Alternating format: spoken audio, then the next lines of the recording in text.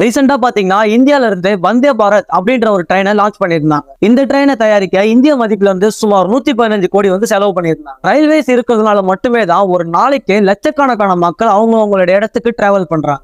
ஆனா ஒரு ட்ரெயினை தயாரிக்க இந்திய மதிப்புல எவ்வளவு செலவாகணும் உங்களுக்கு தெரியுமா? நம்மள நிறைய பேருக்கு இந்த ஒரு கேள்வி இருக்கும். ட்ரெயின்ல ஒரு போகியை தயாரிக்கிறதுக்கு, அதாவது ஒரு பொட்டியை தயாரிக்கிறதுக்கு எவ்வளவு செலவாகும்னு யாருக்குமே தெரியாது. கவர்மெண்ட் அனௌன்ஸ்மெண்ட் படி இந்திய மதிப்புல 1.25 கோடி ஒரு ஸ்லீப்பர் கோச் தயாரிக்கிறதுக்கு செலவு பண்றாங்க. ஏசி கோச் தயாரிக்க இந்திய மதிப்புல சுமார் 2 கோடி வரைக்கும் செலவு பண்றாங்க. ஒரு ஃபுல் ட்ரெயினை உருவாக்குறதுக்கு இந்திய மதிப்புல 100 கோடி வரைக்கும் செலவு பண்றாங்க. கூடவே ரீசெண்டா லான்ச் பண்ண வந்தே பாரத் அப்படின்ற ட்ரெயினை தயாரிக்க இந்திய மதிப்புல சுமார் 115 கோடி வரைக்கும் செலவாயிருக்கு. சென்னையில இருக்கிற ஐசிஎஃப், அதாவது இன்டெகிரல் கோச் ஃபேக்டரி அப்படின்ற இடத்துல தான் ஒரு ட்ரெயின் போட்டியை தயாரிக்கிறாங்க. இன்ஜின் தயாரிப்பு பொறுத்த வரைக்கும் ஒரு முழு ட்ரெயினுமே அந்த இன்ஜினை நம்பி இருக்கிறதுனால இன்ஜினோட செலவும் அதே வரம்புல தான். ட்ரெயினோட ஒரு இன்ஜினை உருவாக்குறதுக்கு இந்திய மதிப்புல சுமார் 20 கோடி வரைக்கும் செலவு